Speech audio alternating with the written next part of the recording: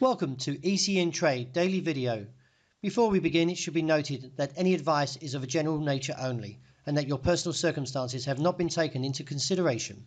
Hello everyone, my name is Rob Clayton and thank you for joining me. It was very whipsawed on Friday and we've got a hammer that supports a further rally, and looking at the technicals could see that after another rejection from the bottom side of its range around 64.30.40. All eyes now look towards 65.45 and a break there could give further scope on to 66 to 67 cents. The markets were whipsawed after US President Trump's softer comments on trade with China. Trump said his plan to impose 100% tariffs was not suitable and confirmed plans to meet the Chinese president at the APEC summit, lifting trade-linked Aussie, and even the US dollar saw a modest recovery. From there, let's see if this hammer can support, and if we do see a break above 65.45, should confirm this hammer and see a rally on, as I mentioned, to that top side 66 to 67, and with a base still holding at 64.30.40.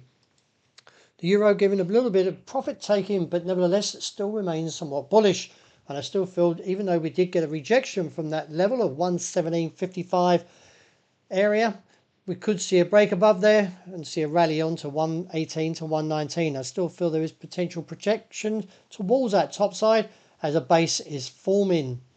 The dollar yen, well, the market was whipsawed and not quite filling that gap. I was looking down towards this 146 area, but nevertheless, let's see if this hammer can represent any kind of bullishness.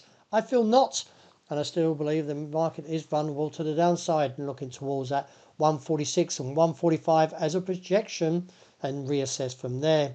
Any upside attempts should be limited. Finishing off with sterling, whipsaw price action engulfing candle, but nevertheless the technicals didn't break down, so it's likely to see any further slide and maybe even see a recovery onto the region of 134.80 to 135.